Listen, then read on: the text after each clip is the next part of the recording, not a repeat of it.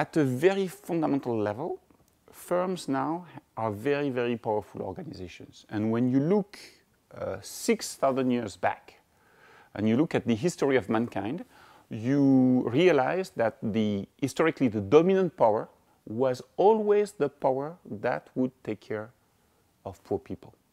So for many, many centuries, the dominant power was religion. And then for 200 years, the spiritual power gave way to the political power. And then the states, the local governments were in charge of poverty alleviation.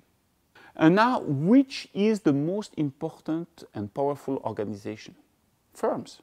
So firms have to realize that with power comes duty. And the duty is to take care of poor people.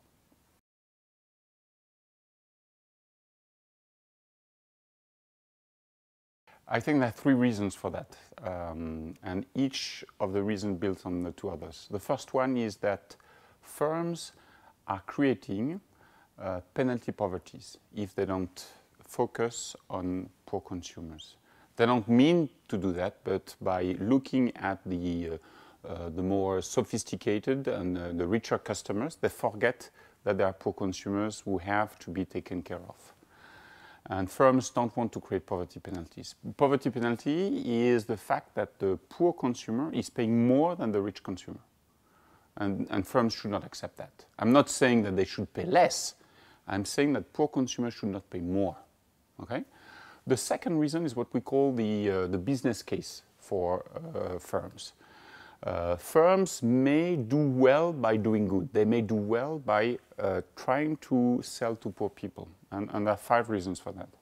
The first one is it gives them access to resource. Working with poor people, get them access to resource. We see that, for example, for Danone, who has access to resource in Indonesia, in Egypt, in Ukraine, because they cater to the needy, to the poor people. Second, it gives them extra sales. Top line, not much of a bottom line, not much of a profit, but extra sales. Third, most importantly, it gives them ways to innovate. Reverse innovation is probably the most important concept in innovation for the next 20 years. The fact that innovation will come from the bottom of the pyramid. Frugal innovation. Emerging countries will be the centers of innovation for the next years to come. Fourth is the case of motivation for the people.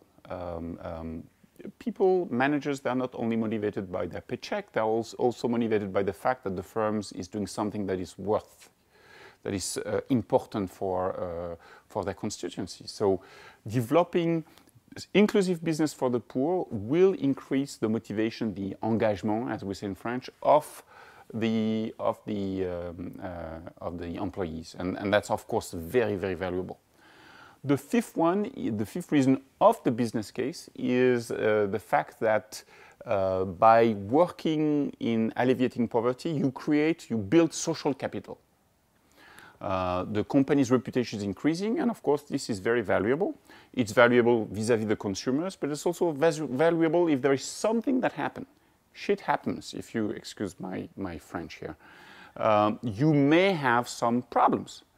And if the company has a good reputation because it has been building a reputation year after year after year, then the company will be less prone to attacks by third parties.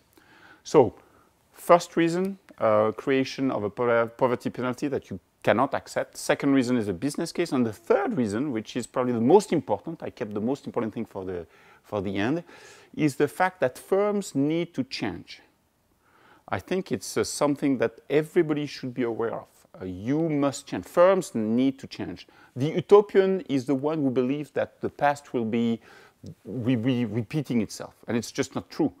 And working on poor consumers is a way for the firm to change the course of events, to make a more sustainable world, in fact. That's a big name.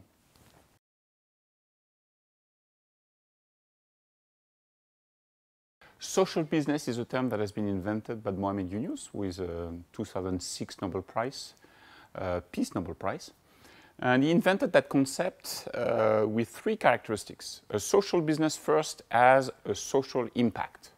So the objective of the business is to alleviate poverty, whatever the form of poverty. It can be children malnutrition, it can be older people, it can be the problem of access to water, etc., etc. So first characteristic, the goal is to alleviate poverty. Second characteristic, it must be run as a business, i.e. it must be sustainable.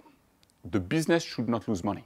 Okay, so we're very, very far from philanthropy. The business should pay for itself.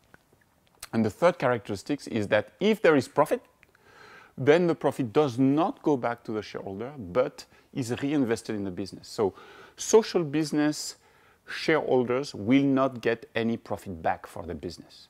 Muhammad Yunus said that they are speaking to the selflessness of the person aspect, not to the selfishness aspect of the person.